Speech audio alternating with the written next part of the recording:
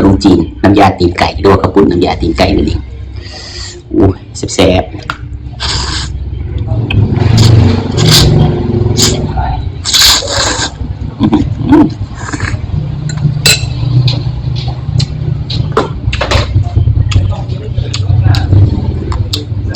กินกะปิ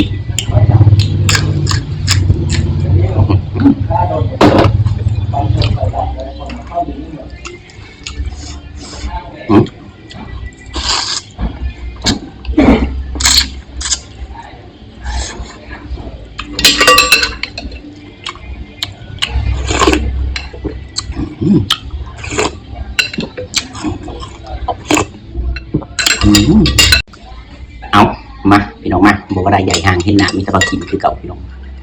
ขนมจีนน้ำยาตีนไก่คือเก่าของหมักกินจะได้กระเบื่อพี่น้องเรียกว่าข้าวปุ้นน้ำยาตีนไก่นั่นเองตีนใหญ่ๆพี่น้องเลย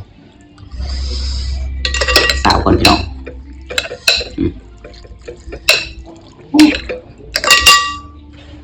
มาพี่น้องมาบอกว่าได้ใหญ่ห่างจวดขนมจีนน้ำยาตีนไก่หรือว่าข้าวปุ้นน้ำยาตีนไก่นั่นเองอู้แซ่บ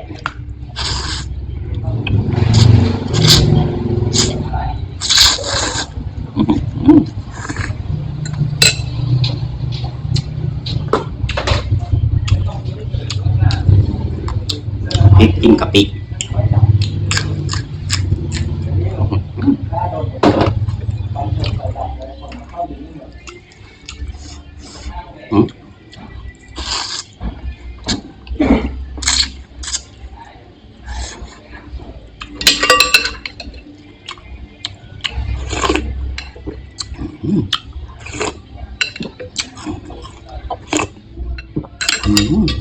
แซ่บๆพี่น้องเอ้ยกินของเศร้าเขาซื้อเลยพี่น้องเด้อ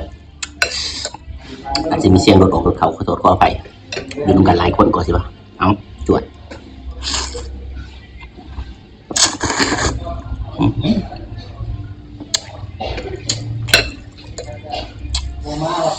จวดดีพี่น้อง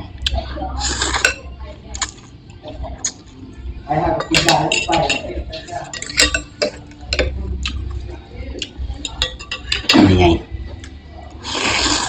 ไปเลยลองทำดูแล้ว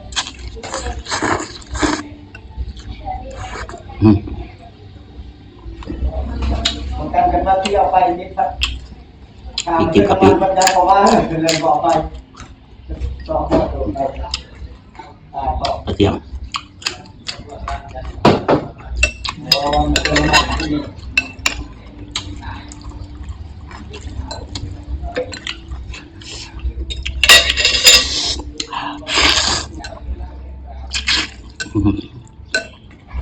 มันจะทักเร็วไหมครับ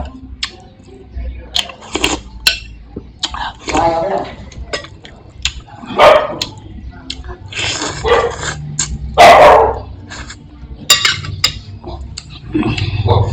มูจากเสียงมูเสียงมาพี่น้องเลยตีนไก่ตีนยังไง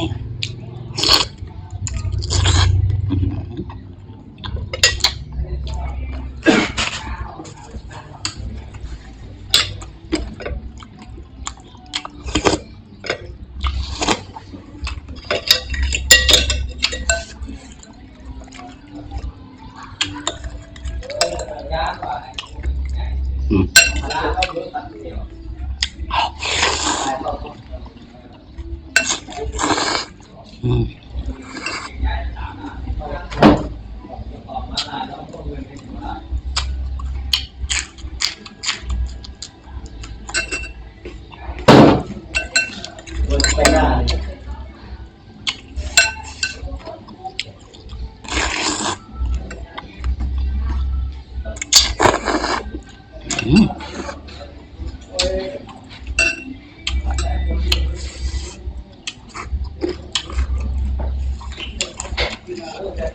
น้อยครับโอ้ยพวกเราทำไม่พอขั้นไปรู้สึกแบบเด็ก